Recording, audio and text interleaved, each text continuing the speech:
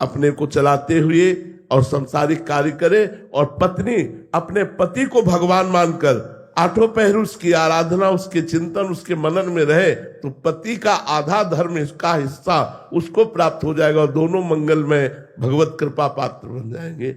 लेकिन पत्नी विमुख हो या पर पुरुष गमन करती हो या अपने पति का अपमान करती हो तो भी आधा हिस्सा नहीं प्राप्त होगा, फिर नहीं प्राप्त होगा। फिर वो धर्म विरुद्ध चल रही तो आधा हिस्सा क्यों प्राप्त होगा? धर्म युक्त चल रही हो तो उसे आधा हिस्सा प्राप्त होगा। माही जी पंजाब से, राधे राधे महाराज जी। महाराज जी, जब हमें भगवत साक्षात्कार होने वाला होता है तो क्या कोई अलग स्थिति आती है जिससे हमें पता चले कि अब हमें भगवत साक्षात्कार हो जाएगा? देखो, पहले भजन करो, आखिरी स्थिति है भगवत साक्षात्कार। पहले हमारे अंदर जो काम है, क्रोध है, लोभ, मोह, मद, मत्सर, इनको हम काबू में करें ना। अभी तो हम इनके गुलाम हैं, मन के गुलाम हैं, इंद्रियों के अधीन हैं। अब हमारी स्थिति का कहरा ना आता हो और हम पीएचडी की बात करें, ऐसे आप भगवत साक्षात्कार की उन लक्षणों की बात करती हैं जो सिद्ध पुरुषों में प्रकट होते हैं, पर स्थिति अभी नहीं है ना। तो उसको केवल आप सुन लेंगे और दूसरों को सुना देंगे, लाभ तो मिलेगा नहीं ना। लाभ तो मिलेगा अपनी स्थिति से चलने पर। जब हम अपनी स्थिति से चलते हैं तो उस स्थिति को प्राप्त हो जाते हैं। इसलिए निरंतर नाम जपने का अभ्यास करो, भगवान की लीला कथा सुनो, परोपकार की वृत्ति रखो, सब में भगवत भावना करो, तो तुम उस स्थिति को प्राप्त होगे। वो स्थिति अनिर्वचनीय स्थिति है, जब केवल केवल केवल भगवान ही रह जाते हैं। मन, बुद्धि, चित्त, अहम, ये सब भगवान में तन्मय हो जाता है। कोई भी विकार, कोई भी दोष किंचन मात्र हृदय में नहीं रह जाता, तब भगवान का साक्षात्कार होता है। भगवान वाल्मीकि जी महाराज वर्णन करते हैं, काम क्रोध मद मान न मोहा, लोभ न क्षोभ राग नहीं द्रोहा, जिनके कपट दंभ नहीं माया, तिनके हृदय बसहु रघुराया। जहां कामादि दोषों का अंत हो गया है, कामादिक मद दम्भ न जाके, तात निरंतर बस में ताके। बहुत बड़ा शत्रु है ये काम। बातें बना लेना अलग बात है, लेकिन इस शत्रु को परास्त करना केवल भगवान के भजन में ही सामर्थ्य है। न तो शास्त्र ज्ञान में सामर्थ्य है, न किसी और बल में सामर्थ्य है। एकमात्र भगवान के भजन बल के द्वारा कामादि दोषों को परास्त किया जा सकता है। तो काम क्रोध आदि दोष हृदय से बिल्कुल निकल चुके हैं, कोई भी चाह नहीं रह गई, किंचन मात्र मान अपमान निंदा स्तुति का प्रभाव नहीं पड़ता, किसी भी विषय संग से नवीन विषय भोगने की इच्छा ही नहीं रह गई।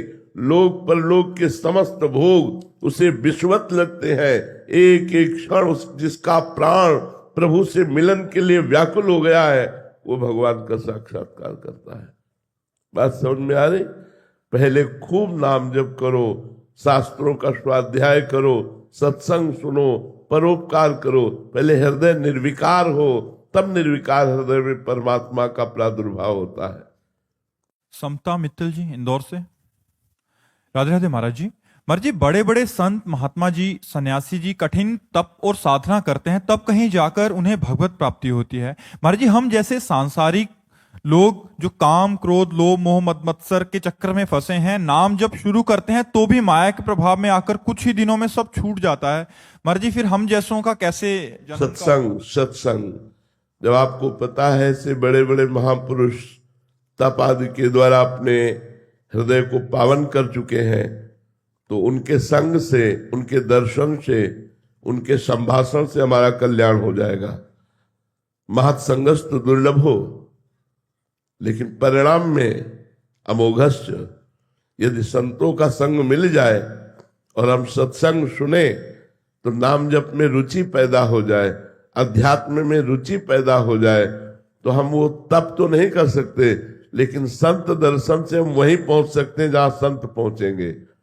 संतों का दर्शन, संतों का संभाषण, संतों के संग का प्रभाव, भगवान के रंग में रंग जाना, माया के रंग से रहित हो जाना। इसलिए हम वैसा तप तो नहीं कर सकते, पर जो कर रहे हैं उनकी सेवा, उनका संग, उनके वचनों का श्रवण और हमारे हृदय में एक लालसा प्रकट हो जाना कि मैं भी भगवान को प्राप्त करूं, और भगवान की दैन्य भाव से शरणागति का उदय होना।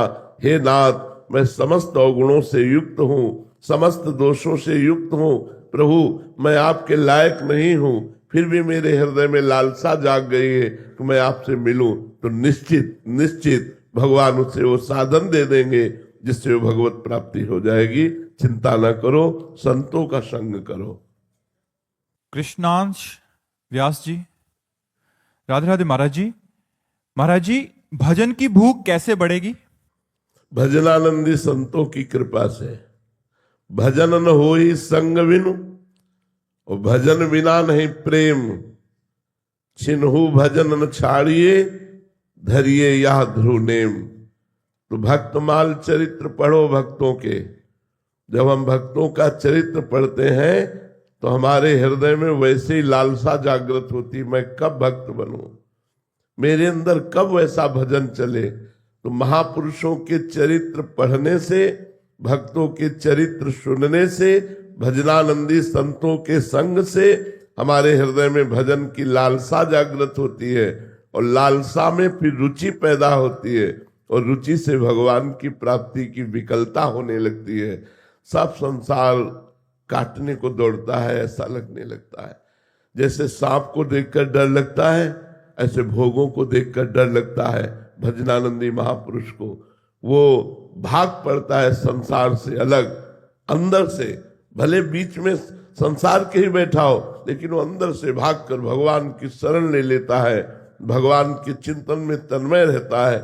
आधे क्षण के लिए भी प्रभु का चिंतन छूटने पर व्याकुल हो जाता है। बहुत सुंदर भजन बनता है जब भक्तों के चरणों का आश्रय ले लिया जाता है। इसलिए भक्त संग करो, भक्त चरित्र पढ़ो, और भगवान के नाम में हठ पूर्वक लगो। हठ पूर्वक लगोगे तो नाम में रुचि हो जाएगी, और बिना भजनानंदी संतों के संग से भजन हो ही नहीं सकता। जब तक संतों का संग नहीं होगा, भजन होगा ही नहीं। बड़ी कृपा है, जब द्रवहि दीन दयालु राघव तो साधु संगति पाई है। जब रघुनाथ जी, राम जी कृपा करते हैं तब संत संग प्रदान करते हैं। संत संग मिला कि जीवन की यात्रा बदल गई। जीवन का मंगल घड़ी वही, शुभ दिन वही जिस दिन संत मिल जाए। संत मिल गए, परम सुख की नींव पड़ गई, उसी दिन से हमारा मंगल हो गया। शास्त्रों में लिखा है, भगवत प्राप्त महापुरुषों का संग उसी को होता है जिसका आखिरी जन्म होता है। संत मिल गए, प्रमाण मिल गया कि मेरी संसार चक्र के अंतिम जन्म का ये जन्म है, अब जन्म नहीं होगा, क्योंकि संत मिल गए। भगवान की कृपा से संतों का मिलन होता है, संतों की कृपा से भगवान का मिलन होता है। बस हमें संत मिल जाए, हमें संत समागम मिल जाए। इसीलिए भगवान शंकर आदि ईश्वर कोटि के महापुरुष भी प्रभु से प्रार्थना करते हैं कि आपकी अनुपायनी भक्ति और सत्संग ये दो हमें मिल जाए। बार बार बर मांगहूं हर्ष देव श्रीरंग, पद सरोज अनुपायनी और भक्त सदा सत्संग। अनुपायनी भक्ति और सदा सत्संग, साधु महापुरुषों का संग। जी सुंदर जी इंदौर से, राधे राधे महाराज जी। महाराज जी, जब हृदय में विकार हो और नाम जब भी चल रहा हो, फिर भी जलन अंदर ही अंदर हो, क्रिया ना हो, इसके लिए महाराज जी क्या करें? कि वही जलन बहुत काम की जलन है। बहुत जरूरी है जलन, वही जलन भस्म कर देगी इन विकारों को। बस चुप रहना, गलत ढंग से भोगना नहीं। जब नाम जप करते हो उस समय जो विषय स्फुरणा होती है, वो दबी हुई वासना ऊपर आकर भस्म हो रही है, हृदय जल रहा है, नाम जप हो रहा है, बहुत मंगल हो रहा है, तुम्हारे सारी दुर्वासनाएं भस्म हो जाएंगी। जो दुर्वासना मम सदा परिकर्षयन्ति, परत की परत हृदय में जमी हुई है, वो सब नाम के द्वारा भस्म हो जाएंगी। हाँ, स्फुरणा हुई, संकल्प बनाया और गलत क्रिया कर दी तो नवीन संस्कार बन गया, फिर समय लगेगा, फिर अनुभव में नहीं आएगा। रोज विषयों का भोग करो, 2-4 माला घुमा लो कि तो 27 वर्ष हो गए, 30 वर्ष हो गए। ऐसा कैसे? मटकी में छेद है, वो कभी भरेगी नहीं। चलनी में गैया दुहे और दोष दैव को दे। 27 वर्ष तो बहुत बड़ी वस्तु है भगवत प्राप्ति के लिए। तो ये लोग जो विषय सेवन करते हैं मनमानी, स्फुरणा हुई विषयों की, वैसे ही संकल्प बना लिया, विषयों का चिंतन करते हैं और 2-4 माला कर लेते हैं तो सोचते हैं हमें इतने वर्ष हो गए, 27 वर्ष। परमार्थ का मार्ग ऐसा नहीं, तो ठीक से चलो। देखो, गृहस्थी में धर्मयुक्त विषयों का भगवद अर्पण करके भोग करो और नाम जप करते हुए कर्म करो, कर्मों को भगवान को समर्पित कर दो, सहज सरल ढंग से भगवत प्राप्ति हो जाएगी। हमारी बात समझो, ये हम आपको बिल्कुल सिद्ध बात कहते हैं। गृहस्थी में सर्व विषयों का त्याग नहीं है, अधर्मयुक्त विषयों का त्याग है। अपनी पत्नी से प्यार करना यह धर्म है, लेकिन पराई स्त्री से यह अधर्म है। अपनी कमाई से लाकर के विषयों का सेवन करना धर्म है, लेकिन घूसखोरी, बेईमानी, चोरी, हिंसा आदि के द्वारा धन प्राप्त करके विषयों का सेवन करना अधर्म है। ऐसे ही धर्म पूर्वक यदि चलो और नाम जप करो और अपने कर्म भगवान को समर्पित करो, एक योगी को जो गति होगी वही तुम गृहस्थों को भी गति हो जाएगी। भगवान नाम में बड़ी सामर्थ्य है, पर मनमानी आचरण करे फिर ठीक नहीं रहता। मनमानी आचरण करने वाला भगवत मार्ग का पथिक नहीं हो सकता। तस्मात् शास्त्रम प्रमाणम ते कार्याकार्यो व्यवस्थितो, शास्त्र के अनुसार, संत जनों के अनुसार कार्य करे, तभी सिद्धावस्था की प्राप्ति होती है। योगेंद्र जी, राधे राधे महाराज जी। महाराज जी, मेरा प्रश्न गुरु और इष्ट को लेकर है। अपने इष्ट के प्रति हम नाम जप और भजन से अपना प्रेम व्यक्त कर लेते हैं, लेकिन गुरु के प्रति भय या संकोच के कारण उन्हें किसी बात का बुरा ना लग जाए, हम अपनी प्रेम भक्ति प्रकट नहीं कर पाते। महाराज जी, कृपया बताएं कि गुरुदेव की कृपा दृष्टि हम पर कैसे पड़े और हम क्या करना चाहिए हमें ऐसी स्थिति। गुरुदेव की आज्ञा का पालन, ये भय बना रहना निर्भय पद का सूचक है। जिसको अपने गुरुदेव से भय बना रहता है वो अभय होए जो तुम्हें डराई। जो गुरुदेव से डरता रहता है, माया उससे डरती रहती है। जो गुरुदेव के सामने नमन होकर के खड़ा रहता है, हिम्मत नहीं पड़ती कि मैं बोल सकूं, तो काल की हिम्मत नहीं कि उसका बाल भी बावका कर सके। एक बार हमारी तरफ एक संत थे, उनका बहुरंगी नाम रख दिया था गांव वाले लोगों ने, क्योंकि बहुत रंग के कपड़ों के टुकड़े जोड़कर वो पहनते थे और कबीरपंथी थे। अब क्या अपराध बना ये हमें पता नहीं, पर उनके गुरुजी वयोवृद्ध जो स्वयं चलकर डंडा नहीं उठा सकते थे, उन्हीं से कहा डंडा उठा के लाओ। वो डंडा उठा के ले, झुको, वो झुके और ऐसे लाठी मारते, वो बस साहब साहब साहब साहब ऐसे करके पीछे हट जाते, फिर बुलाते आओ, फिर डंडा मारते, फिर वो साहब साहब करके लौट जाते, फिर वो बुलाते। ये जब गुरुदेव से बताया तो गुरुदेव ने कहा धन्य है वो शिष्य जो अपने गुरुदेव का शासन स्वीकार करता है। जो गुरुदेव का शासन स्वीकार करता है, माया कभी उस पर शासन नहीं कर सकती। तो गुरुदेव से डरना, गुरुदेव से संकुचित होना, हमारी साधना सुरक्षित बनी रहेगी। अब जैसे अपने गुरुदेव से डर लगता है तो एक बात हर समय बनी रहती, कोई ऐसा आचरण न बन जाए कि हमारे गुरुदेव दुखी हो जाए, हमारे गुरुदेव रोष में हो जाए, गुरुदेव को अच्छा न लगे। हे भगवान, आप हमको ऐसी सामर्थ्य दो कि गुरुदेव के अनुकूल चल सके, कभी गुरुदेव के प्रतिकूल आचरण न बने। ये डर बहुत अच्छा है। बड़े भाग्यशालियों को अपने गुरुदेव से डर लगता है कि हमारे द्वारा कहीं कोई ऐसा आचरण, कहीं कोई ऐसी बात न बन जाए कि गुरुदेव रुष्ट हो जाए, गुरुदेव की कृपा दृष्टि बदल जाए। ये तो बड़े अहोभाग्य है। अगर ये बना रहा तो परम पद मिल जाएगा, पक्की बात समझो, इसमें कोई संशय नहीं। जो गुरु से डर गया, माया उससे डर गई। गुरु से डरता रहे कि कहीं कोई अपराध न बन जाए, कहीं कोई।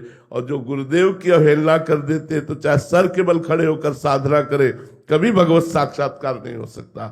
गुरुदेव की अवज्ञा करने वाले को कभी भगवत साक्षात्कार। कोई ये समझे कि मंत्र मिल गया, उपासना मिल गया, चलो अभी गुरुदेव क्या है, कुछ नहीं, कुछ नहीं चलेगा ही नहीं, मंत्र ही नहीं चलेगा, मंत्र ही सिद्ध नहीं होगा, उपासना ही खंडित हो जाएगी, काम क्रोध का तांडव मच जाएगा। करके देख ले कोई, काम क्रोध का तांडव मच जाएगा और वो नरक को प्राप्त होगा।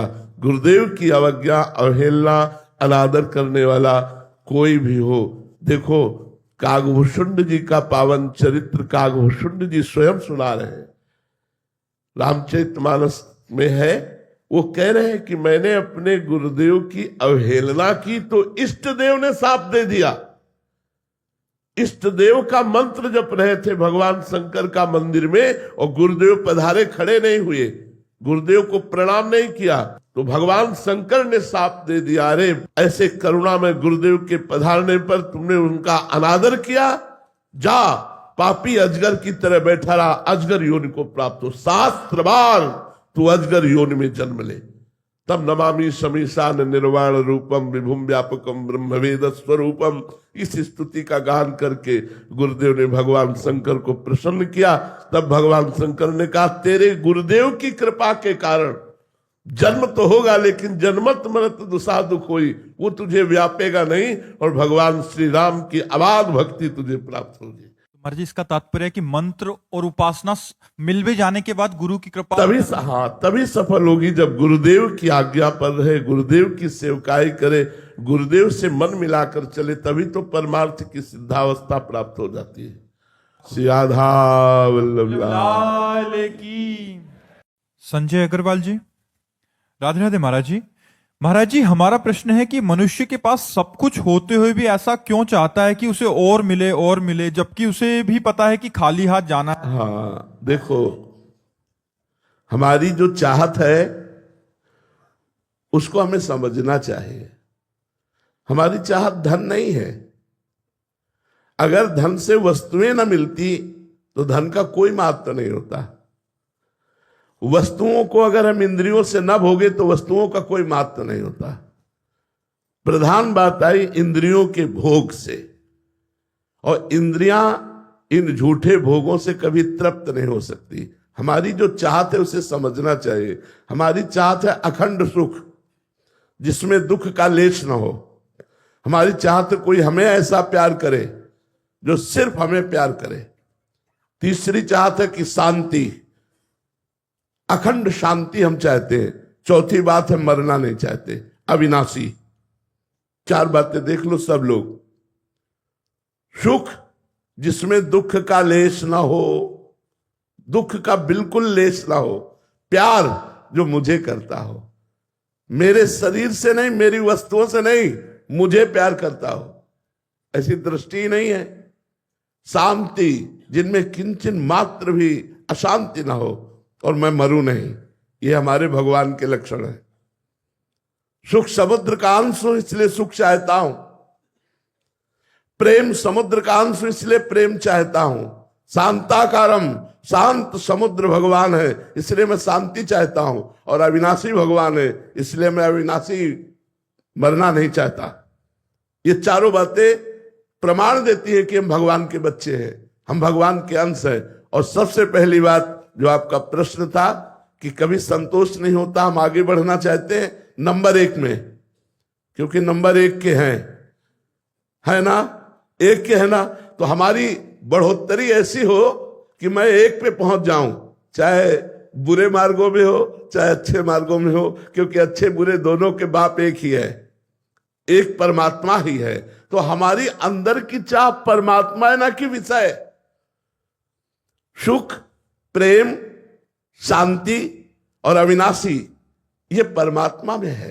अगर हम परमात्मा का सुमिरन करने लगे तो हमें संतोष प्राप्त हो जाएगा, तृप्ति प्राप्त हो जाएगी और हृदय कह उठेगा अब कछ नाथ न चाही मोरे, दीन दयाल अनुग्रह तोरे। नहीं तो चाहे जितने रुपए हो जाए, चाहे जितना वैभव हो जाए, चाहे जितना भोग भोग लो, कभी ऐसा नहीं कह सकते कि अब कछु नाथ न चाही मोरे। ये तभी होगा जब भगवान का नाम जप करोगे और भगवान के चरणों का हृदय में स्पर्श प्राप्त होगा भाव के द्वारा, तो रोम रोम आपका नाच पड़ेगा। जैसे मीरा जी कहती, पायो जी पायो मैंने राम रतन धन पायो। जब ये राम रतन धन आएगा तब आपका हृदय नाच उठेगा। नहीं तो चाहे जितना बड़ा पद हो, चाहे जितना वैभव हो, चाहे जितना सुंदर मकान हो, फिर भी और प्राप्त करने की इच्छा होगी और जाना कुछ नहीं है साथ। शरीर भी साथ नहीं जाएगा तो और क्या जाएगा। इसी भ्रम में हमारा जीवन नष्ट हो जाता है। विवेकवान वही है जो सावधान होकर अपने जीवन को काटे, भगवत स्मरण करते हुए, धर्म का पालन करते हुए, कर्तव्य का पालन करते हुए जो जीवन काटता है वो परम पद का अधिकारी होता है। इसलिए धर्म से चलो, भगवत स्मरण परायण रहो, अपने कर्तव्य को अपनी पूजा समझो, तो सब काम बन जाएगा। आशीष जी लखनऊ से, महाराज जी जड़ और चेतन की ग्रंथि कैसे टूटेगी? है ही नहीं, लगी ही नहीं।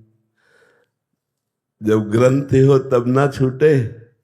जड़ चेतन ही ग्रंथि पड़ गई, यद्यपि मृषा, मृषा माने झूठी, मतलब लगी ही नहीं। ये भ्रम हो गया है हमें। भ्रम से इस पांच भौतिक देह को अपना स्वरूप मान लिया है। यद्यपि हम आत्मस्वरूप हैं, चिदानंदमय है, पर हम अपने स्वरूप को भूल करके और देह को अपना मान लिया।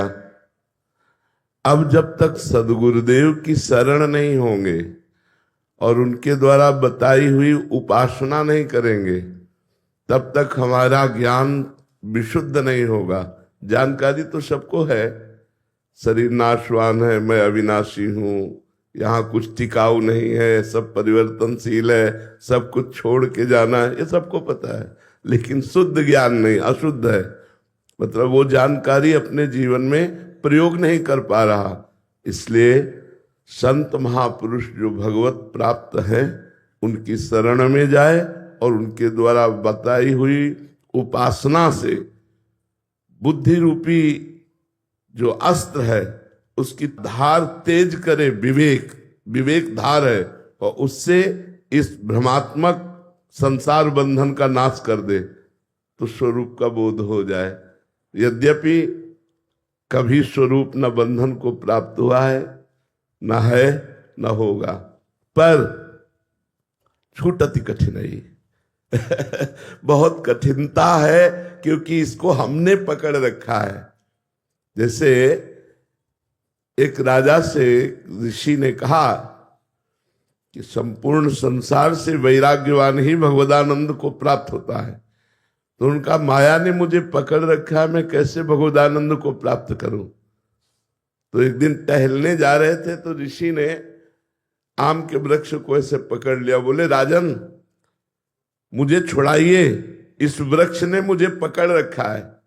तो राजा बहुत जोर से हंसे और बोले महाराज क्यों विनोद करते हो, आपने वृक्ष को पकड़ रखा है। बोले हाँ, आपने माया को पकड़ रखा है, माया ने आपको नहीं। तो हम लोगों ने अपने आप को स्वयं भोगों की चाह वाला जो शरीर है इससे राग कर लिया और अपने स्वरूप का विस्मरण कर लिया। इसलिए हमारे पुनरपि जननम पुनरपि मरणम पुनरपि जननी जठरे शयनम, ये बार बार दुख प्राप्त हो रहा है। यदि हम मनुष्य जीवन की सार्थकता देखें तो आत्मस्वरूप के बोध में ही है, अपने को जानने में ही है।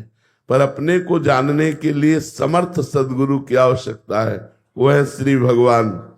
खूब नाम जप करो, भगवान की शरण में हो जाओ तो सोई जानई जेहि देहु जनाई, और जानत तुम्हें हो जाई। वही जान